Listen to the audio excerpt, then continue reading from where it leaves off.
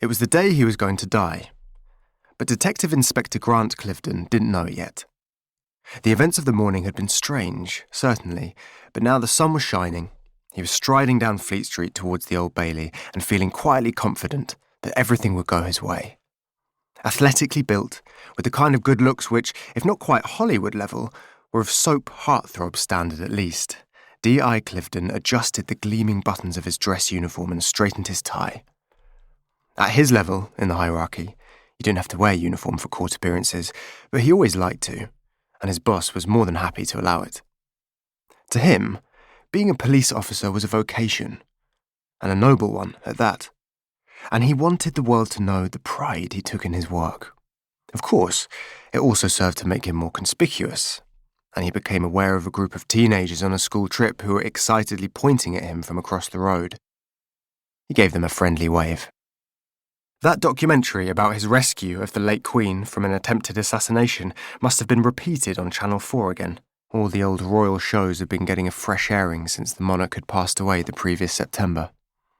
And, of course, his face had been splashed through a load of the memorial supplements too, a supporting character in a pivotal moment in royal history. That was all a long time ago now, though. Royal protection was his past. Serious crime was his present and, God willing, his future. As he'd told Susanna Reid on the Good Morning Britain sofa, when he was asked to talk through the police's new crime strategy, it was an honour to go from protecting one individual who represented the values of our great society to protecting society itself. He grinned as he remembered how her eyes had shone with admiration as he delivered his solemn vow of service. God, he'd always fancied her. The producers had fancied him too, offering him a regular slot that they were going to call Good Cop Britain or something. He'd turned them down, of course. Policing was much more valuable. Today he was due in court as the key police witness in another high-profile case. This one involving a nasty gang of teenage thugs. Thanks to the weapons and drugs he'd personally discovered during searches of the little shit's residences, he knew they had them banged to rights. The trial still had some way to go, but D.I. Cliveden was already mentally chalking it up as another win. Well, 4 really, if you counted each of the defendants separately.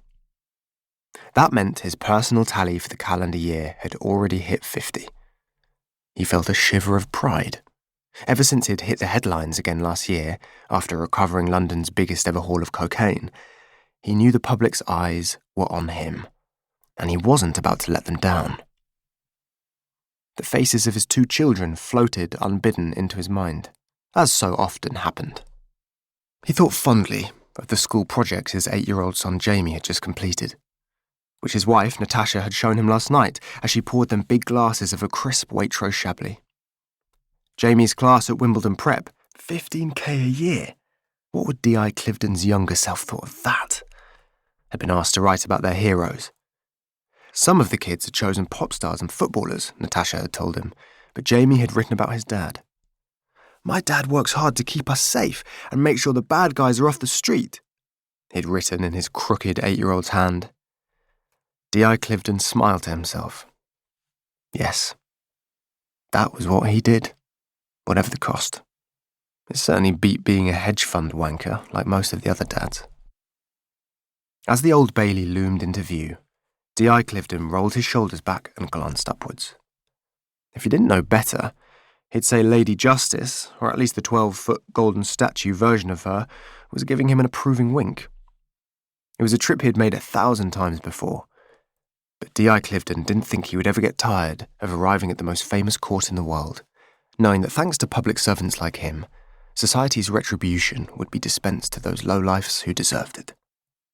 He cut through the underpass, where a ragtag group of friends and family of victims and defendants were gathered outside the public entrance, flashing a quick smile and relishing the ripple of recognition that went through the crowd as he bounded past. At the Lord Mayor's entrance, he spotted a former colleague coming out, and couldn't resist giving her a wide Cheshire cat grin as they crossed paths. The bosomy, ageing female security staff who manned the door were always pleased to see him, and giggled and flirted as he put his wallet and keys through the scanner. He played along, asking after Dawn's son, winking at Brenda.